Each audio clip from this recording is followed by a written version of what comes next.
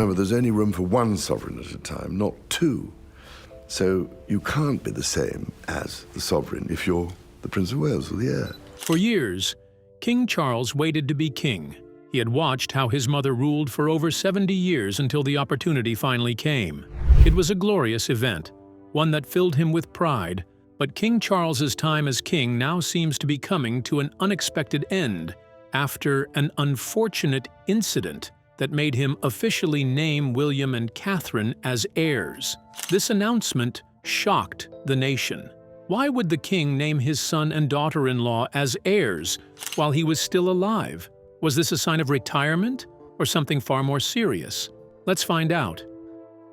King Charles declares William and Catherine as heirs. "My life is over." These were the words King Charles spoke as he turned to William and Catherine, formally naming them as heirs. Could this mark the end of King Charles' reign? Stick around to find out. For the past 2 years, King Charles has reigned as the King of England.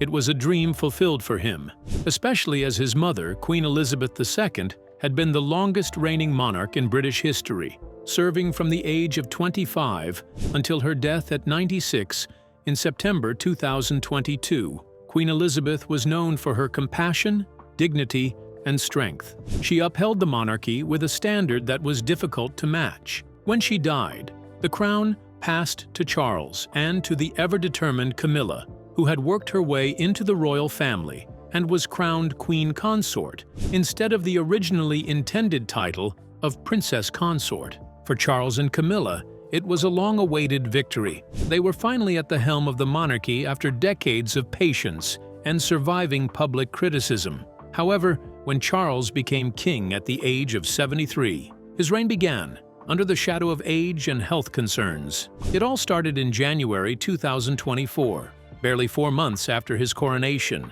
when Buckingham Palace announced that the king had been diagnosed with a benign condition and was undergoing a procedure that was common for thousands of men each year. At first, the announcement was vague, but it became clear that he had sought treatment for an enlarged prostate. Reports suggested that the public might never have known about his condition if not for complications related to the treatment that eventually forced him to leave Buckingham Palace for a time. Following the revelation of King Charles' health, the palace also announced that the king would be stepping back from public duties to focus on his health, which involved a schedule of regular treatment and medical supervision. When this announcement was made, many were shocked as the king's reign had just begun. The public sent their well wishes and prayers from all over the world. At the same time, details on the treatment of the king were not announced to the public. King Charles was out of sight from the monarchy, and this meant someone else was to take his place. His son, Prince William, the Prince of Wales, was next in line, but something stopped Prince William from taking this spot. However, at the same time, William could not fully take over his father's role. His wife, Catherine, Princess of Wales, had been unwell for some time. On the very day the king's diagnosis was announced, Kensington Palace also revealed that Kate was recovering from a planned abdominal surgery. This meant that while William stepped forward, much of the daily royal responsibilities fell to Queen Camilla and Princess Anne, the two most senior working members of the royal family. William took on what duties he could, balancing them with his wife's recovery, while Camilla fulfilled her expected role as Queen Consort. In February, less than a month after the king's prostate procedure, another health update was announced. This one was shocking and unexpected. Buckingham Palace revealed that King Charles had been diagnosed with cancer. This was another bombshell that got everyone worried. Palace officials did not specify the type of cancer, only stating that it had been discovered during his medical check while doctors were working on the prostate procedure. They also confirmed that Charles had already begun a schedule of regular treatments and would be away from the spotlight, even though he would still be continuing state business and official paperwork as usual.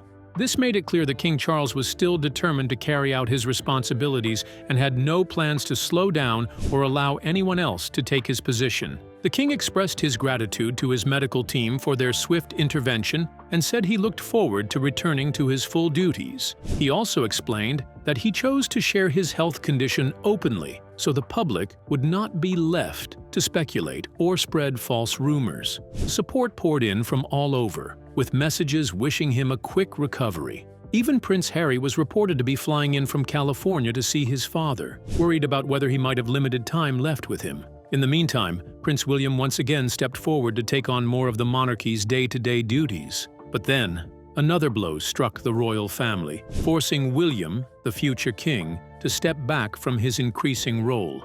In March 2024, Catherine, Princess of Wales, was diagnosed with cancer as well. The exact type was not disclosed, but the news broke barely a month after the king's cancer diagnosis, shocking the public. Catherine, known for her kindness and devotion to her role, quickly became the center of a global wave of love, sympathy, and prayers. Her treatment began with major abdominal surgery, an important step in her fight against the illness. The procedure took its toll, both physically and emotionally, on Catherine and her family, especially Prince William, who could not focus on royal duties alone. Catherine withdrew from public life to concentrate on her recovery, and William also took time away to be with her and their children. With King Charles and Princess Catherine dealing with health issues, this added more strain to the royal family. But the royal family stood united and worked together to ensure that the monarchy wasn't affected by these health scares. On March 28, 2024, King Charles was unable to attend the royal Maundy service before Easter Sunday. However, he shared a pre-recorded audio clip with the public in which he expressed his sadness at being unable to attend the program due to his health.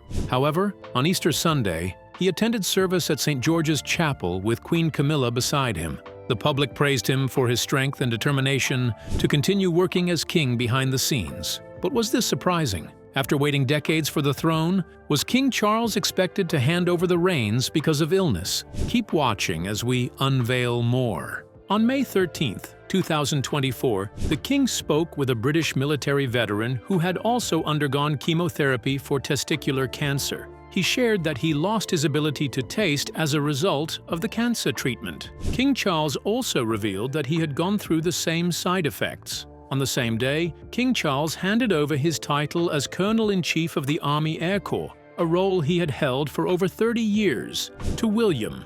This was reportedly the first sign showing the king's plan to hand over more duties to his son. Still, King Charles returned to royal duties, even though he was still undergoing cancer treatment. In December, Trump shared with the public that William had said his father was fighting very hard to stay alive, and it was sad. Up until 2025, King Charles continued taking treatment, and although he didn't seem to be getting any better, he kept showing up. It was alleged he was showing up for Camilla, who had always wanted them to take over the royal monarchy. During King Charles's health scare, it was revealed that Camilla did not want him to inform the public about his illness, as she felt it would make him look weak to the people and put their reign at the center of criticism. Insiders reported that she wanted Charles to keep holding onto the reins of power for as long as he could. And that was what Charles did, even when he was unwell. He kept showing he was king by still taking on responsibilities and not passing them all to William. However, at a point, King Charles III could no longer pretend that he was fine. He called his son and Catherine, who was already much better and recovering well, and he declared them as heirs. Camilla was not happy about this decision, but there was nothing she could do, as Prince William was the next heir to the throne once King Charles died, and death was inevitable, just as it had been for Queen Elizabeth II, who had ruled for 70 years and seemed as though she would never hand over the throne to Charles. Yet she died, and Charles took the throne. And so it would be for Charles. William was also going to take the throne from him. With the world seeing less and less of King Charles, the stage was set for Prince William and Princess Catherine to take over. Wondering what would happen with William and Catherine set to take the throne? Stick with us to find out. Plans for the future monarchy, William and Catherine. Ever since King Charles fell ill, he has yet to recover and return to his normal state of health. This has placed Catherine and William at the forefront, but it has not been an easy ride for them. Catherine has been absent from many royal events, with William having to represent solo on several occasions. However, Prince William has hinted at his plans for the future. When William becomes king, he's made it clear that he would include more of the younger royals and less of the older royals. Okay, guys, you listen carefully, please. The beginning tempo will now go a little bit brighter, yeah? As the younger royals didn't hold rigorously to the old tradition of monarchy, he also believed they were people with whom he could work towards modernizing the monarchy, as he believed the monarchy needed a touch of modern relevance, and working with the smaller R, the younger royals would help to bridge the relationship gap between them and the public. William also went on to explain that the decision to work with the younger royals was for the good of the people, as he was focused on impact, philanthropy, collaboration, convening, and helping people with empathy. He believes his approach will make them closer to the citizens of the United Kingdom, with more of the younger royals carrying out royal duties. Prince William's plan is an evolution. Rumors have it that he also has no plans to move into Buckingham Palace full-time, as he is focused on modernizing it. He wants the monarchy to give real impact to the people, one that they can feel in their daily lives. There have been talks about Prince William's approach being a hands-on style of monarchy, bringing an active royal presence involved in every part of royal life. Another visible change he has made is that he has removed the county lord lieutenants, who were officials who traditionally greeted royals at events. It has been noticed that they are rarely present at his engagements, as he feels they are not needed. From William's words about using the younger royals in his tenure, it was clear he had no plans to include Camilla in his future when he took over the monarchy. I've been actually trying to keep quiet about reaching 3/4 of a century. Camilla, being one of the older royals and someone with whom he had a strained relationship, was not part of his vision. William's focus remained on working with the younger generation. One thing was certain: once he became king, William would push Camilla to the background. Even as Queen Dowager, after King Charles's death, she would not be active in William's monarchy. Still, Camilla has been determined to hold on to power and has tried to keep herself involved in the monarchy's future. Just like when Catherine was sick and unable to step up to her duties, Camilla was quick to step in. She made sure to prove that she was capable of fulfilling her role and working alongside William, hoping he would see a place for her in the future. However, William's plans have long been decided. Rumors say King Charles and Camilla have tried to persuade him to include more of the older royals in his plans, but William has reportedly stood firm. Even when he and Camilla have shown a united front and he has publicly praised her good deeds and service, his separate plans remain unchanged. Those plans do not include Camilla.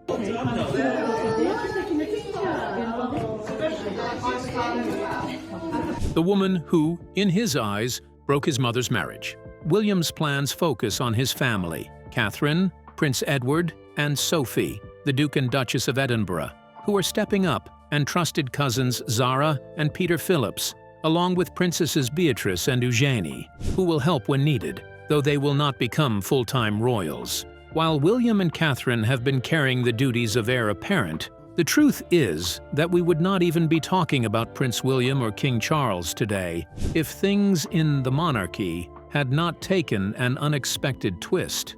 If events had gone according to the original plan, Queen Elizabeth II would never have taken the throne, nor would her father. But what were the events that led to this? Keep watching to find out. Queen Elizabeth II, the longest-serving monarch in British history, began her reign at the age of 25 after the death of her father, King George VI, on February 6, 1952.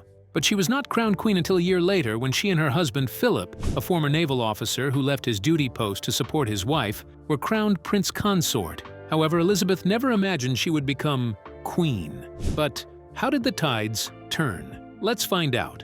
Born on April 21, 1926 in Mayfair, London, Elizabeth Alexandra Mary Windsor was the first child of the Duke and Duchess of York, later known as King George VI and Queen Elizabeth. As a child, Elizabeth was nicknamed Lilibet. She enjoyed the first decade of her life with all the privileges of being a minor royal, without the pressures of being the heir apparent. This was because her father was the second son of King George V, which meant he was not expected to be king, so she just lived normally. However, in 1936, Elizabeth's grandfather died. His death marked a change in the monarchy as his son, King Edward VIII, became king. His reign was brief as he met a beautiful divorcee named Wallis Simpson. Wallis was not just any divorcee. She had been divorced twice.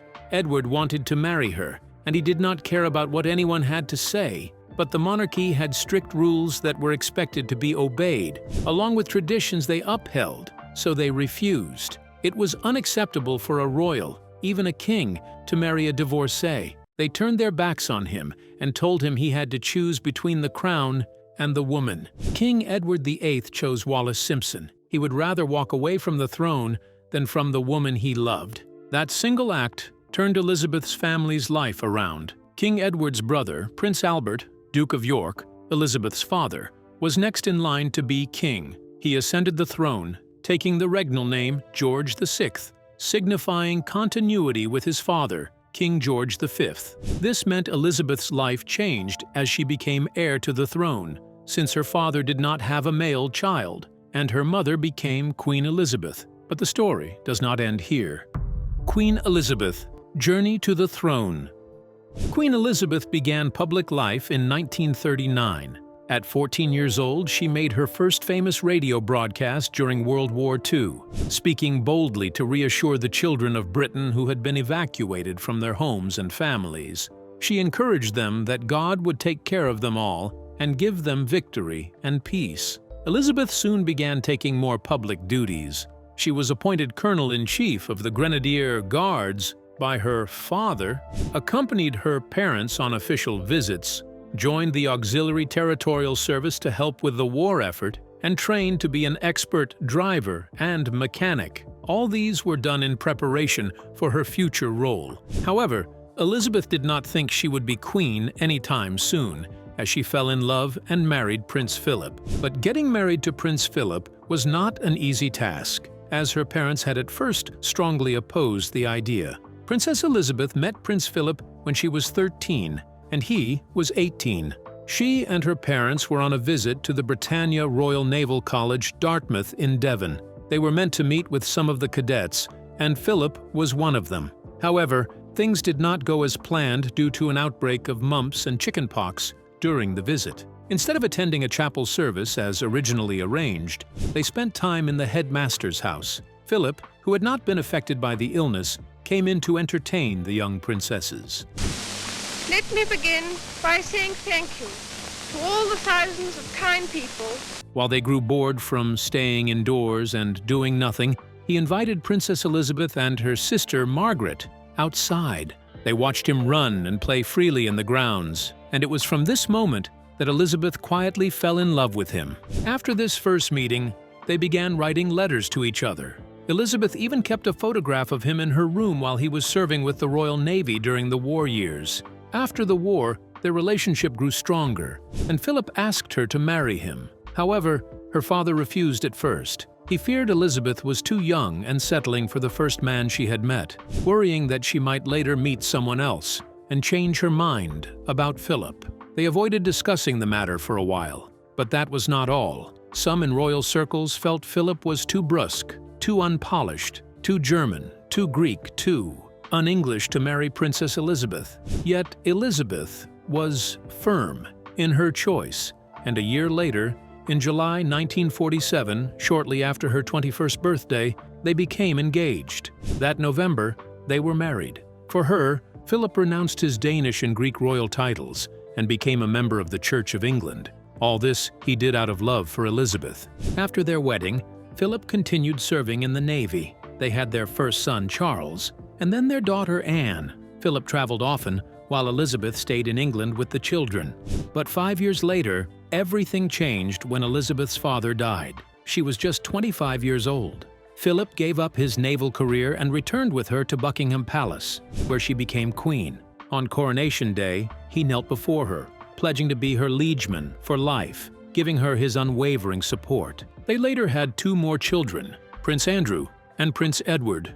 During her reign, Queen Elizabeth modernized the monarchy. She engaged warmly with care home residents during visits, reducing strict ceremonial protocols, opening royal sites like Buckingham Palace and the Crown Jewels to the public, and cutting back royal spending. She oversaw the abolition of the centuries-old civil list in 2012, presenting a more approachable monarchy. She also supported the Commonwealth across her 70-year reign, promoting peace, unity, and development among its nations.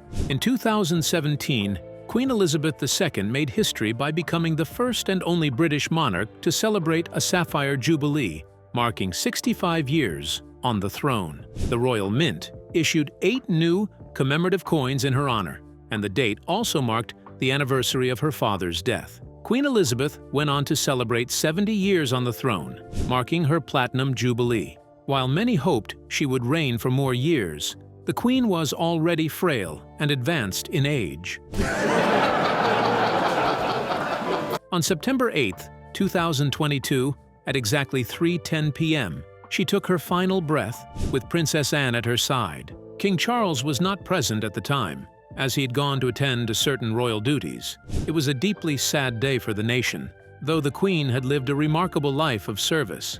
The crown then passed to King Charles. Immediately after Queen Elizabeth's death, on the 10th of September, Charles was officially proclaimed king by the Accession Council, followed by proclamations across the other Commonwealth realms. Camilla was also declared Queen Consort. Afterwards, the coronation date was set for May 2023. The timing was suitable to allow the nation to mourn the death of the great monarch, Elizabeth II. Charles' coronation took place in Westminster Abbey.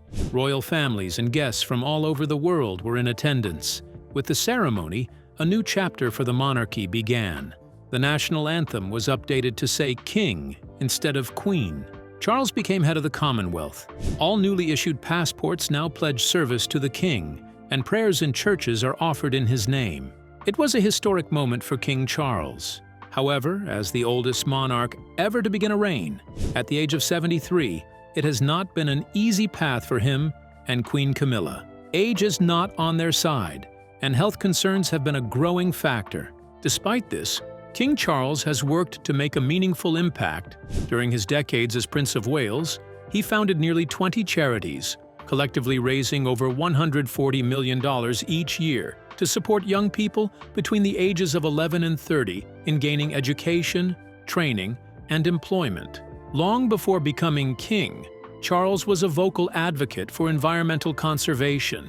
Now, as monarch, he has placed environmental responsibility at the heart of his reign, bringing green values to center stage and reshaping public perception of what a modern king can champion in both policy and culture. During the 28th United Nations Climate Change Conference in Dubai on December 1, 2023, King Charles delivered a speech, and one of the infamous lines was that, "It is our grandchildren who will live with the consequences of climate action or inaction.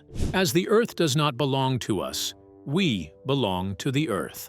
King Charles continued in his mother's legacy, determined to preserve what she built while also guiding the monarchy into a new era.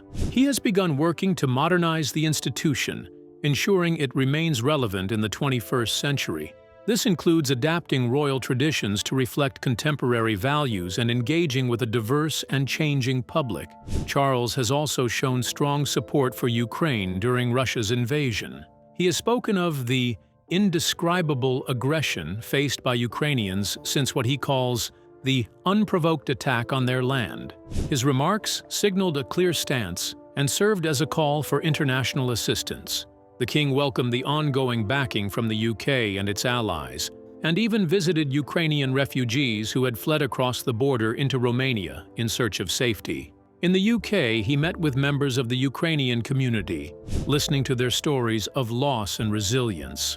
On a state visit to France in 2023, he addressed the Senate, stressing the importance of a Ukrainian victory against Russia's horrifying assault so that our cherished freedoms will prevail. It is unusual for a British monarch to speak so directly and without ambiguity about an international conflict, but Charles's words left no doubt about his position. Even as the crown will one day pass to Prince William, there is confidence that William will remain a steady and committed king. Many hope that when William takes the throne, he and his brother Harry will work things out, though it's been reported by insiders that William hasn't forgiven Harry's decision to leave the monarchy. However, it is certain that when William and Catherine ascended the throne, their reign would be different. What do you think of King Charles's decision to name Prince William and Princess Catherine as heirs? Why do you think he made this decision? Share your thoughts in the comments below. Don't forget to like and subscribe to our channel. Also, click on the next video on your screen. You won't want to miss it.